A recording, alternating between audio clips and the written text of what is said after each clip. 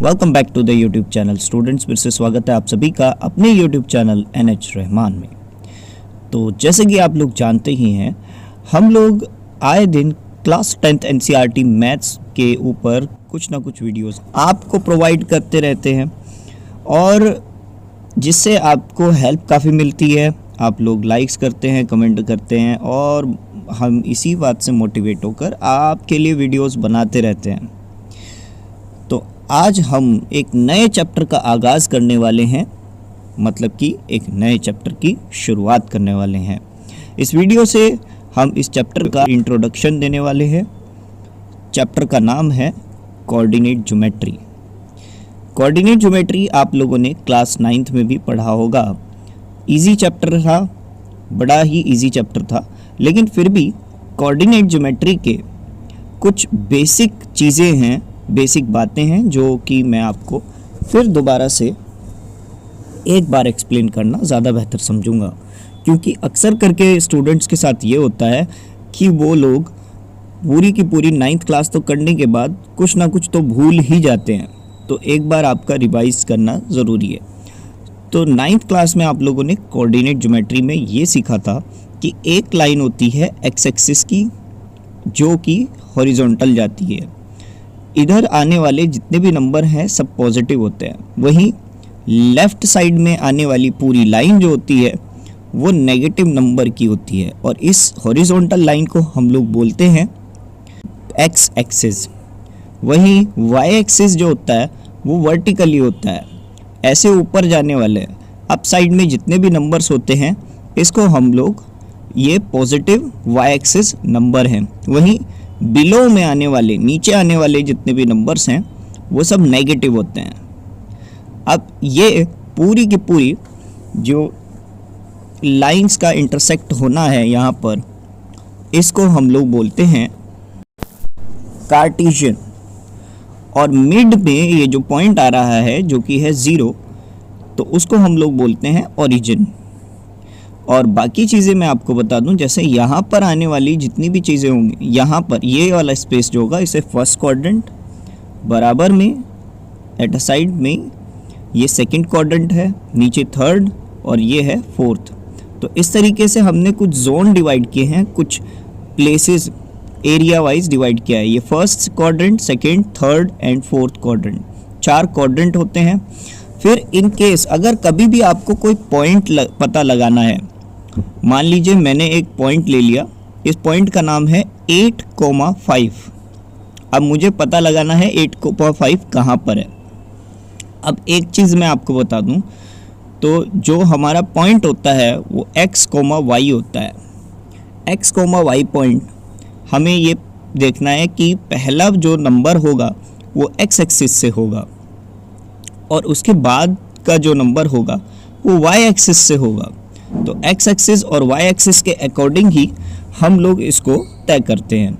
अब सपोज कीजिए कि 8,5 रखना है, तो x की प्लेस पर हम 8 रखेंगे और y की प्लेस पर हम 6।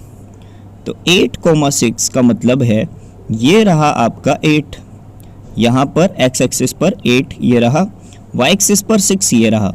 इन दोनों लाइंस को अगर हम जॉइंट करें तो यहाँ पर जो पॉइंट हमें टकराएगा उस पॉइंट को हम लोग बोलेंगे 8,6 और ये पॉइंट इन दोनों लाइंस के अकॉर्डिंग ही यहाँ पर सेटअप हुआ है। इसी तरीके से कभी आपसे पूछा जाए बताइए -1,5 कहाँ है, तो -1 ये रहा और ,5 जो कि y एक्सिस पे है, y की प्लेस पे है, तो वो y5 ये रहा। तो ये फर्स्ट क्वाड्रेंट, ये सेकंड क्वाड्रेंट। इन केस अगर आपके पास कोई नंबर आया -7, -3, तो -7 यहाँ ये रहा और -3 ये रहा। तो -7 x एक्सिस का है और -3 y एक्सिस का है। इस तरीके से हम लोग first quadrant, second quadrant, third quadrant, fourth quadrant के कोऑर्डिनेट्स को पता करते हैं। कोऑर्डिनेट्स यानी वो किस जगह पर है, तभी तो इस चैप्टर का नाम है coordinate geometry. I hope so ये चीज़ आप लोगों को क्लियर हो गई होगी। बड़ी बेसिक सी चीज़ें थी जो कि आप लोगों को समझानी थी, और आई होप सो ये सब क्लियर हो गया होगा। तो अब इस चैप्टर में क्या है आपकी क्लास 10th में, वो पढ़ते हैं। Class 10th NCERT maths chapter number 7 में जिसका नाम है कोऑर्डिनेट ज्योमेट्री। कोऑर्डिनेट ज्योमेट्री में जो कि क्लास 10th की कोऑर्डिनेट ज्योमेट्री है, उसमें हम दो चीज़ें पढ़ते हैं, एक्सरसाइज 7.1 और 7.2। एक्सरसाइज 7.1 में हमें डिस्टेंस फार्मूला के बारे में बताया गया है, और वहीं एक्सरसाइज 7.2 में हमें सेक्शन फार्मूला के बारे में बताया गया है। डिस्टेंस फार्मूला है क्या? तो वो डिस्टेंस फार्मूला है distance equals to under root x2 minus x1 का whole square plus y2 minus y1 का होल स्क्वायर। वहीं सेक्शन फार्मूला है m2 multiply by x2 plus m2 multiply by x1 upon m1 plus m2 comma m1 multiply by y2 plus m2 multiply by y1 upon m1 plus m2। अब चलो मैं distance formula पहले ज़्यादा explain करना सही समझूंगा। अब इस फॉर्मूले को याद कैसे करना है तो समझ ही लीजिए। पहले तो आप ये समझिए कि डिस्टेंस फार्मूला है क्या। तो सपोज़ कीजिए आपके पास जो ग्राफ है, उस ग्राफ में किसी भी कोऑर्डिनेट ज्योमेट्री के ग्राफ में दो पॉइंट्स हैं, और उन पॉइंट्स में सीधी आने वाली ये लाइन जो है, अगर आपसे ये पूछा जाए कि इस लाइन का लेंथ कितना होगा, इस लाइन का लेंथ कितना होगा, ये लाइन कितनी लंबी है, तो हम लोग कैसे पता लगाएंगे भाई? अगर आपको मैंने सिर्फ और सिर्फ दो पॉइंट्स के बारे में बताया, या तो आप यही करेंगे बेसिक सी बात कि आप लोग ग्राफ बनाएंगे, ग्राफ लेंगे, ग्राफ पेपर लेंगे, ग्राफ पेपर के ऊपर आप लोग ये ग्राफ बनाएंगे, ये कोऑर्डिनेट बनाएंगे, कार्टेशियन बनाएंगे, और उसके बाद आप लोग बॉक्सेस काउंट करेंगे। बट कुछ केसेस में ये पॉसिबल नहीं होता, तो कभी कभी हम लोगों को कैसे पता लगाए पाए? अगर किसी ने हमें सिर्फ दो कोऑर्डिनेट्स दे दिए, दो पॉइंट्स दे दिए, और पॉइंट्स देने के बाद हमें ये बोला कि कृपया करके पता लगाइए कि इनमें डिस्टेंस कितना है, तो कैसे पता लगाएंगे आप लोग? कैसे चीज़ को पता करेंगे? तो देखिए उसका तरीका। उसके लिए हम लोगों को चाहिए डिस्टेंस फार्मूला। तो डिस्टेंस फार्मूला इस तरीके से पता लगाते हैं, जैसे कि पहला एक जो पॉइंट है वो है x1, y1, दूसरा पॉइंट है x2, y2। तो x2 और y2 पहले रख देंगे, और x1, y1 बाद में रख देंगे, और दोनों को माइनस कर देंगे आपस में, और दोनों तरफ का होल स्क्वायर निकालेंगे, और साथ में अंडर रूट भी। अब इसको अच्छे से और समझने के लिए हम लोग एक एग्जाम्पल लेते हैं। डिस्टेंस फार्मूला को और अच्छे से समझने के लिए हम लोग नया एक क्वेश्चन ले रहे हैं। ये क्वेश्चन मेरा सेल्फ मेड है। तो हमने दो पॉइंट्स को कंसिडर किया है। एक पॉइंट है 2,2 और दूसरा पॉइंट है 5,6।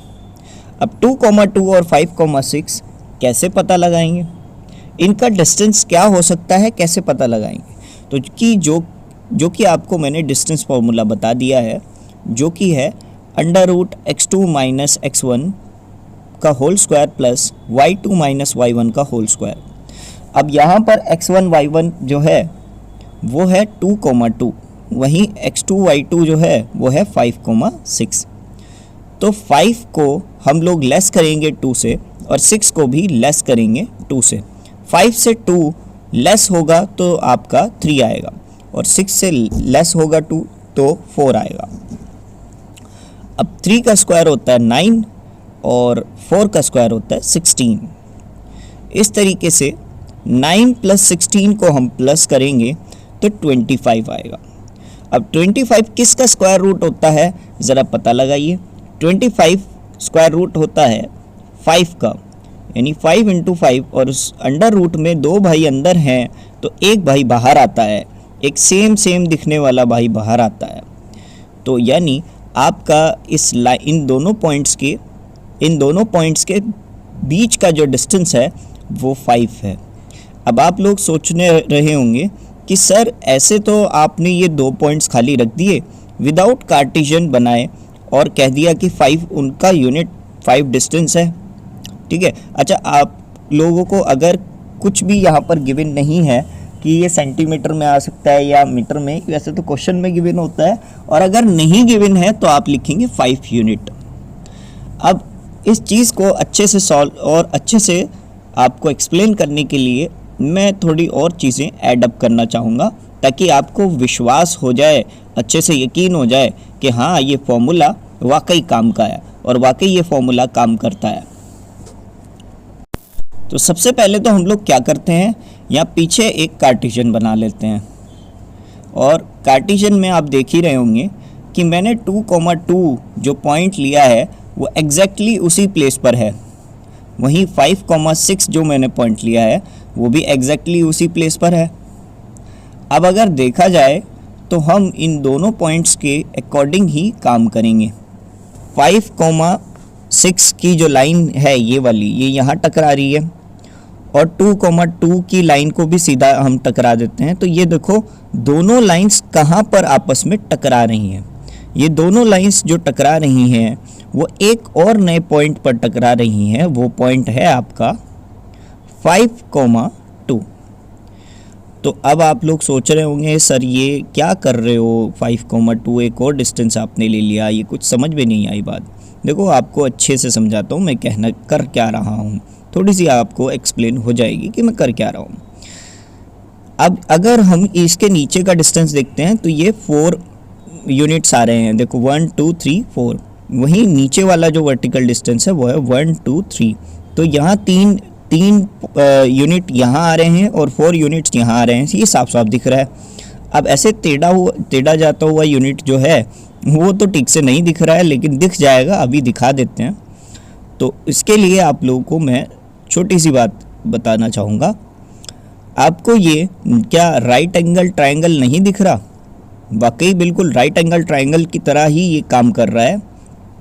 तो राइट एंगल ट्रायंगल में जब भी हमें परपेंडिकुलर और बेस गिवन होता है और हमें हाइपोटेनियस निकालनी होती है तो हम लोग क्या करते हैं, सीधा सीधा पाइथागोरस थ्योरम का रूल है p² + b² = हाइपोटेनियस h²। तो p² यानी 4 का स्क्वायर और 3² यानी बेस का स्क्वायर। तो 4 का स्क्वायर 16 होता है और 3 का स्क्वायर 9 होता है। 16 + 9 करेंगे तो 25 आएगा और 25 किसका स्क्वायर रूट है? वो है 5 का। देखा जाए तो यहाँ पर डिस्टेंस फॉर्मूला देख लो या फिर यहाँ पर आपका पाइथागोरस थ्योरम के अकॉर्डिंग बनाया गया हुआ फॉर्मूला देख लो। दोनों का फॉर्मूला सेम है, दोनों चीज़ें सेम है और यहाँ पर हमारा डिस्टेंस फार्मूला जो है, डिस्टेंस फार्मूला बिल्कुल एकदम एग्जैक्टली सही आया। डिस्टेंस फार्मूला को और अच्छे से समझने के लिए हम लोग ट्राई करेंगे एनसीईआरटी मैथ्स में से एक एक्सरसाइज के एक क्वेश्चन को। देखिए क्वेश्चन क्या है। 10th NCERT maths chapter number 7 coordinate geometry exercise 7.1 का क्वेश्चन नंबर 1 हम लोग करने वाले हैं शुरू। क्वेश्चन क्या है देखते हैं। क्वेश्चन में हमें दिया हुआ है find the distance between the following pairs of the points. तो हमें कुछ first point, second point, third point, 3 parts हमें गिवन हैं और तीनों पार्ट्स में हमें डिस्टेंस फॉर्मूला के अकॉर्डिंग ही फाइंड आउट करने हैं उनके डिस्टेंस क्या आएगा।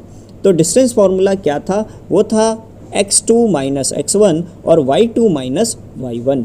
तो देखा जाए तो ये फॉर्मूला इस तरीके से था। तो देखा जाए तो हमारा यहाँ पर x2 y2 आ सकता है 4,1 और वहीं x1 y1 हमारा यहाँ पर आ सकता है 2,3। तो इन सभी की वैल्यू को रख देते हैं, जैसे कि x2 और y2, x2 और x1 की वैल्यू 4 और 2 है तो ये रख दी।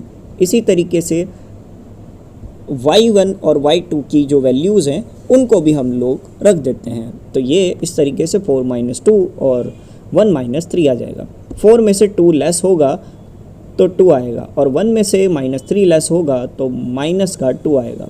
2 का स्क्वायर होता है -2 का स्क्वायर, 2 का स्क्वायर होता है 4 और -2 का स्क्वायर भी 4 ही होता है। आप लोग सभी को पता होगा कि नेगेटिव नंबर जब नेगेटिव नंबर से ही मल्टीप्लाई होता है तो प्लस का आंसर आता है।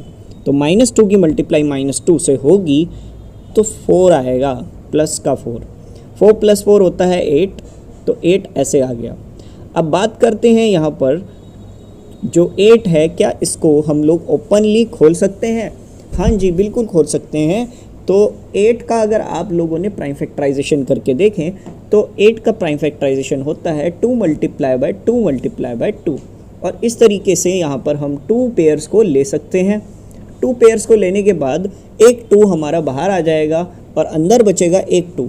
तो इस तरीके से हमारा आंसर आ सकता है 2√2।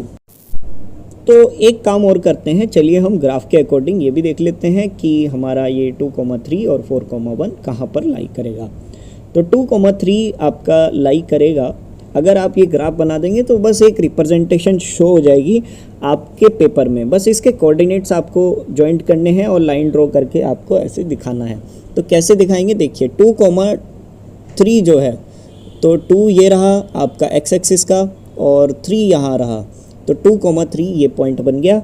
दूसरा पॉइंट 4,1 है, तो 4 ये रहा और 1 यहाँ नीचे। तो इस तरीके से ये लाइन अगर आपस में जॉइंट हो गई तो ये इस तरह से तिरछी ये लाइन बन जाएगी। और आप ये बोल सकते हो ये छोटी सी लाइन जो है 2√2 की लेंथ रखती है। तो आई होप सो आप लोगों को ये क्लियर हो चुका होगा।